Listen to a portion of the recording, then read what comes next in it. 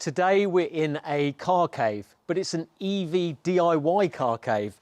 Peugeot 106 electric, Ducati electric, Lotus Evora Tesla powered, and also an electric Elise. Let's get into this.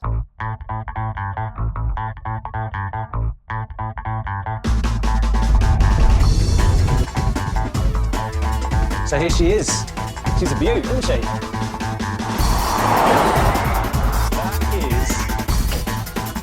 Amazing.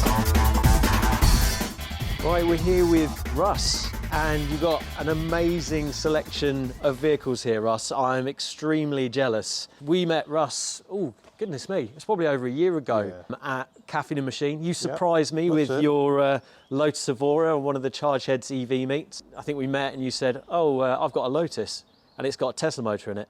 And I nearly fell over. And but since then you've been a bit busy buying another car project, and you've got a previous project to the Evora. So shall we start with this 106? Well, it's an electric 106, dates back to year 2000. Peugeot were making them in the late 90s to 2000. Probably too expensive for most people, but a lot of councils had them. Okay, right. And this one's from Coventry Council. Originally, given to the police for a year. Goodness knows what they used it for, with a maximum speed of 55 and a maximum range of about 50. House calls within the near area, I guess. Yeah, that's right. So you purchased this, whereabouts was it for sale? It was on eBay. Okay, so it was one of those Friday night... That's right, yeah. It's probably a car I shouldn't have bought, but... Sounds familiar, yeah. And what was the spec of it originally? So I'm guessing it had, what type of battery? Because it's obviously an older vehicle. Nickel-cadmium batteries. It had a bunch of them at the front. Yeah. Behind the, below the radiator, there were a few cells below the windscreen and a lot more cells in the back. As I said, nickel-cadmium, which didn't have much of a range. No. Do you know what the original range was? Pretty evil. I think about 50 miles. Right, okay. And you saw it, and what were you thinking? What was going through your head? I quite liked the fact it was originally electric. Yeah. It's got electric wording on it, and the only issue was when I eventually received it, it didn't have any electric parts under the bonnet. It had the drive motor, and that was it. Yeah. Everything else had been taken out. Coventry Police had it for a year, and then it was given to Coventry University for a year, I think, and it looks as if the kids have stripped it. Right, got you. And you don't see many 106s on the road anymore. And I know how much fun they are. From my friend used to have one, and going hitting the country roads. I mean, they're so much fun to drive. But yeah, I mean, this one's been in the barn since 2002, I think. Have you washed it since then? It did get a wash, but it's in another barn now. Yeah. What? So you've got some plans for it, or no? You're actually fully engaged in the plans. Yeah, that's right. I've dropped in a Leaf drive unit. Well, let's have a look at that. So I decided it had to be a cheap upgrade. Okay, so this was like a budget build. Yeah, real budget build. Wow, and that fits in there really nicely. And these are budget, less than £1,000 for the whole thing. You get the motor, you get the inverter, you get the charger. And I hope to enable the CHAdeMO as well. And we were having a look at this earlier before I started filming, and I was interested to know what type of controller you use, because I know a lot of people on the Nissan Leaf conversions, they use the Resolve controller to make it all work, but you obviously need the Leaf batteries for that. You need to use the Leaf battery, unfortunately, so after a bit of research I decided to try out the Zombieverter. Oh yeah, the Zombieverters, I know, very popular. Quite cheap. And what cost is the Zombieverter? About $350. Oh wow, okay, I didn't realise it was cheap as that.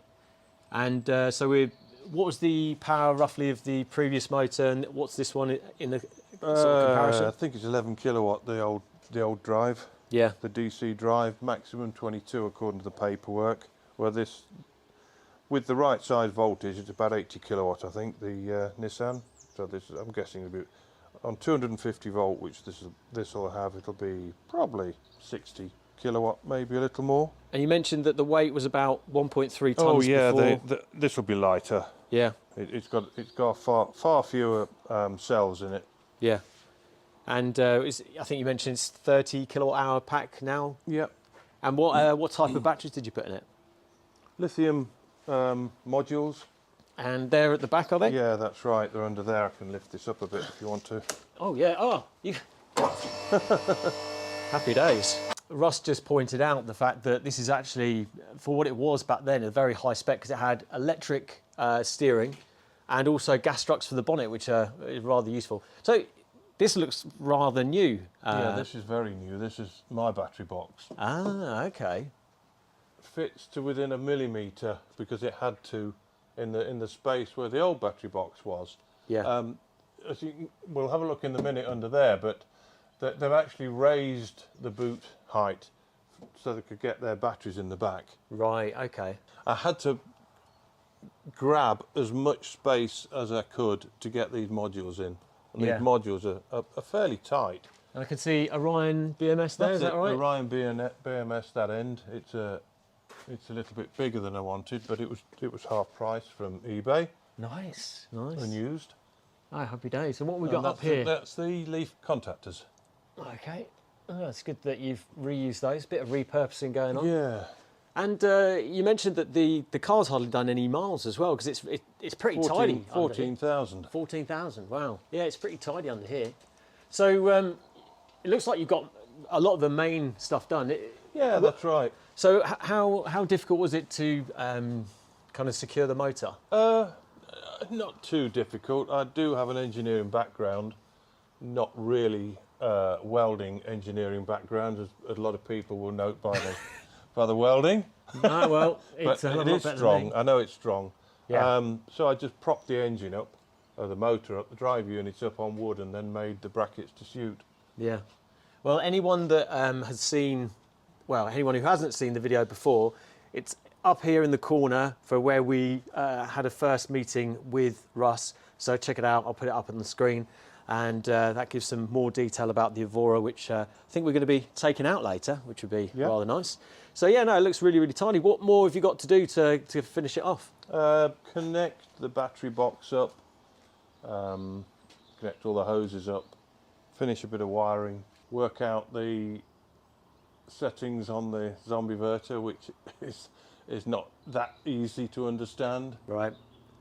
Just programming it. But yeah, it's getting there now. Battery boxes are always the biggest issue, I think. What is this? EVs. It's really bugging me. Was this where the charger was? Yeah, that had its own charge. Okay, right. It was like a charger plug that went in sideways, and they bulged it out so you could close the door.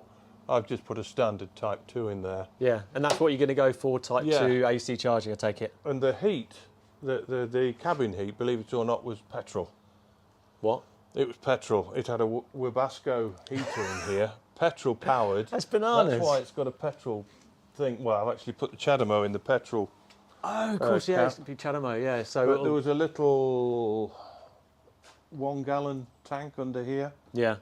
And there's no way I was having a petrol heater. That's I didn't have the Webasto heater anyway. That was also taken out. But well, like you mentioned before, it's actually registered as 1.2 petrol for some unknown reason. But the good news is, because it's a pre-2000, it's a late V-Reg 2000 model year, that there should be, well, you should be able to get it converted to electric. I should be able to get it changed, that's right. But it's so annoying, that is. Unlike the Evora, electric. Because the Evora is 2008, and anything before 2001 in the UK, you can't. And I really hope we can overturn that. Yeah. The stupid small print.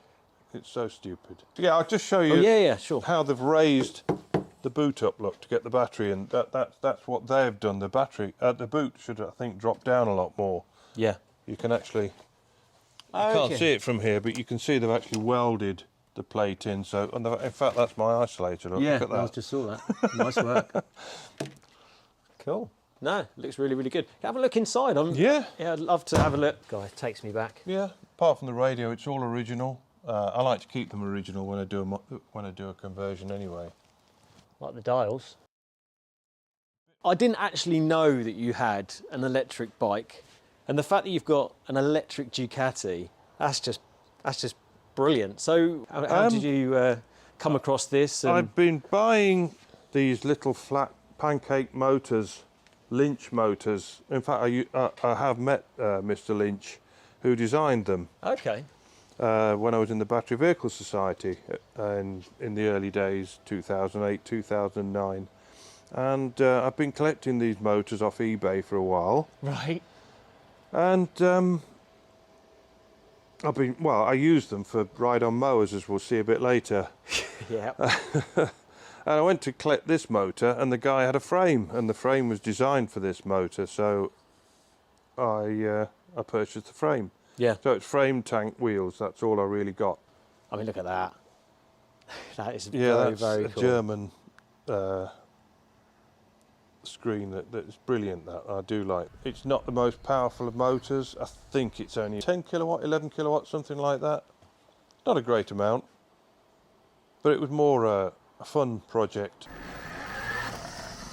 It charges at 18 amps at 70 odd volts, so Yeah. It's not bad. It's quite a nice little charger. I think it's 3 kilowatt charger. So we've got batteries, Batteries there, yep. charger whizzing away. Yeah. There's a bit more space in there as well, isn't Yeah, there? I've got my contactors here. Little set of contactors. Oh wow, yeah. Sneaked in, and there's a DC drive module down here. Oh yeah, nice. That's a tiny little conversion, that. Again, anybody that wants to find out the spec of this Tesla-powered Lotus Evora, go back and watch the video. The original project, the Exige? Elise. I always get them wrong. It's got it on the side. Yes, well that, say no more. How long ago did you convert this? 2008? Yeah, when Tesla brought out the Roadster, I really fancied a Roadster, as most people did. And obviously couldn't afford a Roadster at 100 odd grand. So I thought, I'll make one myself. And you did? An enormous amount of research. Yeah. Contacted quite a few companies in various places. I had a lot to do with a Dutch company at the time who were doing conversions. Yeah. Evisol, I think their name was. And this was it a complete car when you bought it with the engine in, complete etc.? car, nothing wrong with it. Nice price, 7 grand. 7 grand. I couldn't rip one of them apart now. No, you couldn't. And you said that it was on a cover of something, It's this car? actually on the flyleaf of a book about Elise's, this car with its original registration. So what's the specification of this car in terms of motor size, battery, etc.? Motor, the battery is 16 kilowatt. It has LFP batteries in this. Has it really? Yeah, I probably will change the batteries actually, because just to give it a bit more range. It has 60-mile range. Okay. If you're easy. Yeah. The motor's 30 kilowatt continuous, 67 kilowatt peak. It's a ex Ford Ranger. Water-cooled motor. There's one here. You got a spare one over here. Yeah. Yeah. So this was a motor that they put in built by Siemens for Ford. Okay, right. So I suppose at the time when they were doing stuff like the Toyota RAV electric. Yeah, that time. And it also used to have this inverter, which was also made by Siemens in the mid-90s. Yeah, it's a bit of a chunky monkey. And yeah, if you could open the bonnet, let's have a little. Why is there a cat on the bottom here? That's tigers. Tiger. Right, yeah. What you did Leicester miss Tigers. was my charging Oh, nice. port. Well, they're just a plug comes. Oh, brilliant. And it self-reels back in. Nice. Yeah.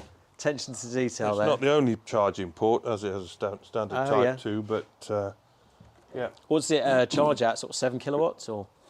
This one's 3.5. It's got yeah. a single Brucer charger there. As you mentioned, you changed the inverter to this one. This inverter used to be the Siemens very old DOS programmed Siemens inverter. I changed it to this Scott drive made in New Zealand. DOS is before pre-Windows 95. Pre-Windows 95, yeah. What's that there, the plastic They've got the contactors in it. contactors? Okay, Yeah. nice. And there's the motor just down there. Yeah, it's a motor down there. And that's connected to the original gearbox. Yep. And I think you mentioned straight connection, and it's locked. The gearbox is locked in fourth. And we've got what's that that says stop on it? Is that the this has got the controller? The BMS in it. Oh, BMS. Okay. Yeah, Orion again. I'm going to see if I can get my camera down. BMS 1. Again, it's a tidy thing. This, however, you showed me the battery side of things, and in hindsight, I think you mentioned this is pre-battery box. Pre the days that I would build battery boxes. With lots of little fuses to protect the BMS wires. Yeah. But these are 50 amp hour batteries, and there's 92 of them, I believe. Okay. I was surprised when you said LFP, because I didn't realise that LFP were around then. Yeah. To be honest, they were the only ones I could get. 2008, 2010. In fact, I've got quite a stock of them down there, because this is its third set of batteries. Right. I've been very good at damaging them, running them flat, right, completely flat, not just flat, okay, but very flat. And they don't like the abuse. Right. What sort of displays you got in here? Obviously the gearbox is all blanked out. Yeah, now. gearbox is all blanked out. That display there is the same display I use. I'm just coming down to put the ignition on it. The display is the same one I use in the Evora. Okay. Yeah. Made by Danfoss, and it just receives all the CAN bus messages from the BMS and just gives you That's a bit nice of and info clear. there. Yeah. Pack amps, pack volts, highest cell voltage, lowest cell voltage. As you can see, there's an unhappy cell there. It's cell number 6. Oh yeah. Oh, that's really handy. It shows that. Shows the difference. Yeah, That's pretty close though. Tells you a lot. It's pretty close on the old cell voltage there. Yeah, but number 6 is a faulty one. Number 6 is the bad Yeah. one. So yes, so it's done 70,000 miles. How many miles do you think you've done in it electric? 30,000. Wow, Yeah. really? Yeah, I used to use this all the while. Used to use it through the winter with the hard top. Nice. Oh, fair play. And so what sort of heater have you got in it? Well, I'm just trying to think what it's called now. PTC, is it? Yeah. Yeah, PTC heater. It came out of a standard room heater. Now you've got the Evora, do you get much time out in the Elise? No, I need to change the batteries on it. Yeah. Again, I've damaged them. Because it's such short range. Right, okay. I tend to run it on the edge, and I can watch battery voltages on there, and rather than wait for a car to stop, I can see voltages dying. And so you crawl it in. If I'm fairly close to home, I'll keep going. It's called abuse. Yes.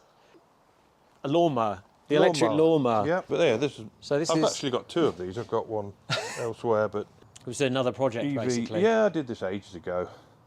It had 4 lead acid batteries, and recently I decided it's about time I converted it to lithium. Right. So it's a little Chinese BMS, which seems to work quite well.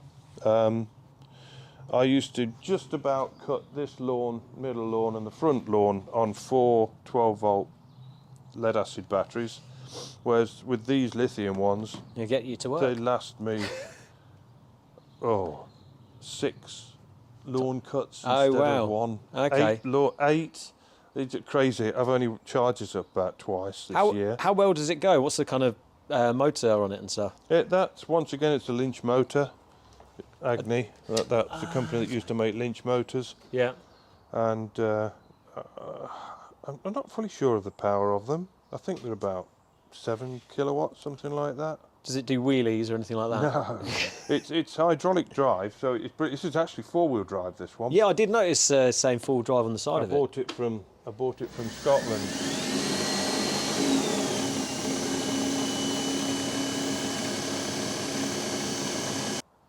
No, it looks like it could be a lot of fun. Yeah, it is. No, that's awesome. Wow, what a lovely selection. Well, I'm glad I did my yoga this morning to get into this. If no one's got into a Lotus Elise or VX220 Vauxhall, then yeah, they're a little snug. And just to reiterate that Russ has actually got a Tesla Model 3 LFP. You had a Tesla Model 3 prior to That's correct. that one. You getting on well with the indicators? Yes. but you didn't sound it's sure. not brilliant. It's not brilliant, I have to say. I suppose it's what you get used to, isn't Yeah, it? you get used to it. So off we go. Not a huge amount of power in this. This rides well. Yeah, it's not bad. I'm told that I've got to change the springs. So glad that it's dried up. It's been absolutely horrific, flooding everywhere recently. Yeah. Oh yeah, this feels really nice. And a fun little car. Yeah. Very nippy, handles very well. Yeah. Can you feel the weight too much on the back? No. And it hasn't got power steering either, this. You feel how light that steering is. Oh yeah. It's crazy light. Yeah, that's nice. It's typical, it's early Lotus. Yeah. They keep their lightness, you know, just that lightness, I seem to remember, is the comment that Roger, was it Chapman? Yeah, Colin Chapman, yeah. Colin Chapman, that's it. So this hasn't got power brakes, it hasn't got power steering. Okay, so you have to push that much harder on the... Yeah, they're not bad. Like, yeah, that'll do. and it actually has aluminium composite discs on this. I'll show you those when we get back. Okay. It was something that Lotus did for the first couple of years. Yeah. When they brought this out, and they're lighter than a dinner plate. Oh, really? Very light.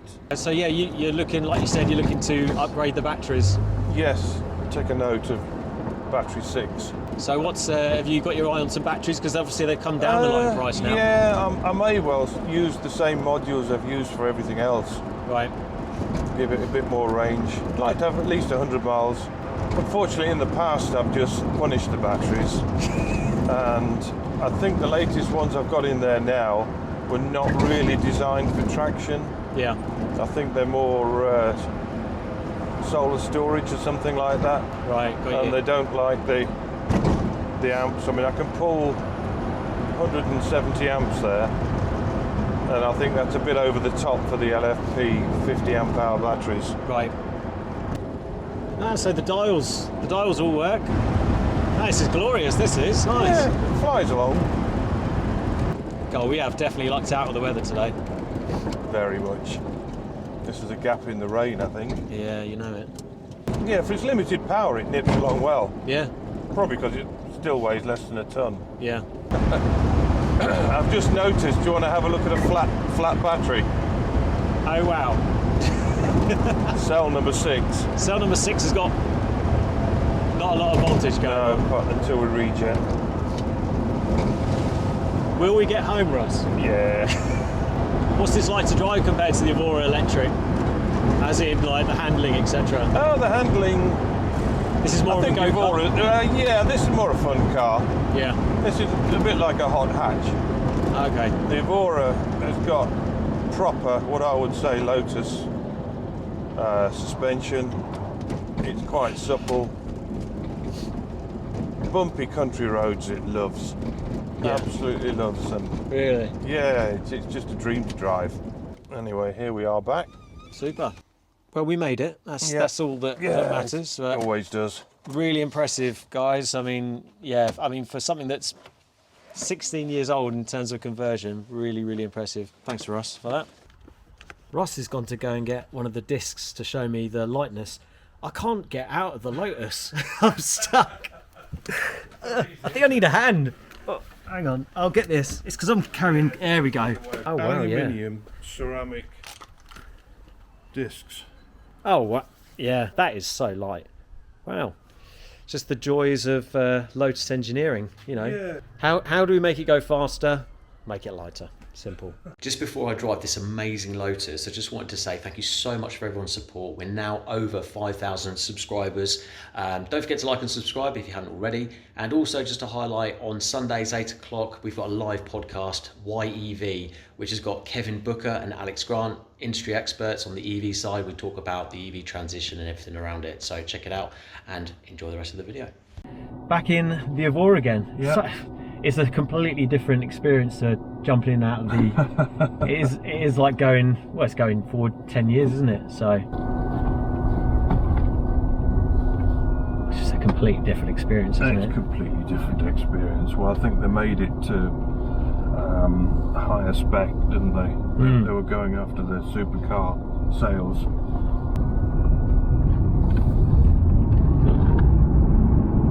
So we're not in chill mode this time. No, we're not. We're in sport mode. Because this has got the EV controller where you can play around with a lot of the settings, and that's what's on the TVR.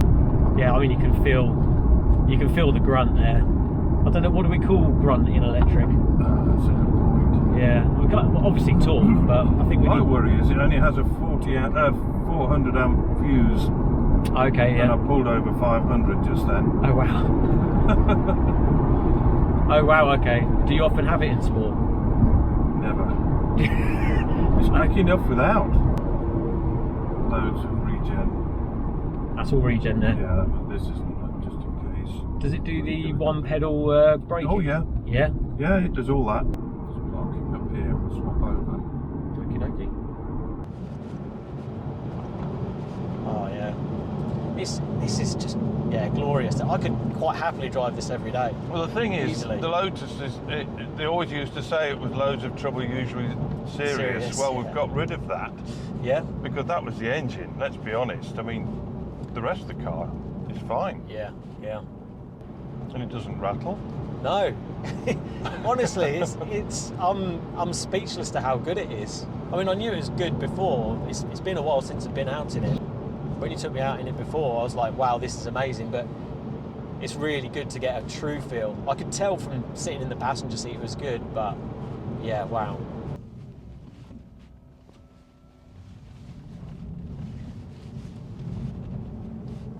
It is still very quiet, and that's something that I'm hoping that the TVR, because of its lack of refinement, it will have that electric noise a bit more. If not, we'll be doing stuff around that. I've been researching a noisemaker, and I found a Swedish company that do one, and they do all the V8 rubbish and that bollocks. But I want a bit like Tesla have in mind when you reverse. I don't think yours does it? But no. Mine does. It's got a spaceship sort of sound. I want something. Whether it's deeper for this, but I think at low speeds it needs a sound. You know. Sports cars have got to be heard and seen. So I'll come up with some sort of sound that. Oh, there might be something coming up on the channel reference to that soon. That'd be interesting. So how many miles have you done in this now? Look at the miles. It's 50,000. It did 50,000. Yeah, no, it's an absolute joy to drive. It really is. But no, genuinely, this you've done an absolute masterpiece here, mate. It's been enjoyable as well. I just like the car. So thank you very much to Russ for taking us around his amazing electric vehicles. I tell you what, I'm blown away by the Evora, and the rest of the vehicles are just amazing. I'm really looking forward to checking out what the 106 is going to be like once it's done. Thanks for watching. See you next time.